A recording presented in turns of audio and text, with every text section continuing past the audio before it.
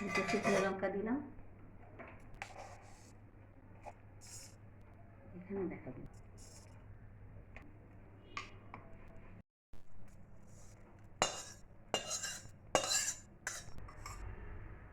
এক চামচ তেল দিলাম,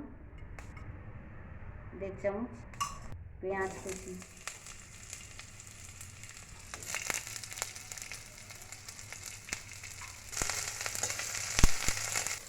রসুন কুচি,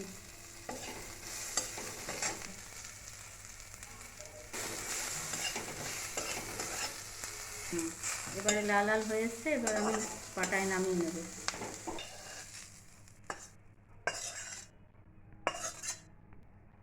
আগে থেকে সেদ্ধ করে রেখেছিলাম মোচা, নুন আর একটু হলুদ দিয়ে মোচা সেদ্ধ করে রেখেছিলাম।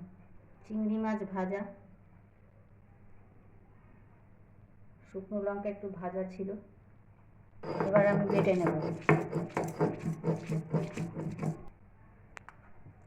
এবার আমি কড়াইতে দিয়ে দেবো। এমনি দিলাম, পরে কাঁচা তেল দেব।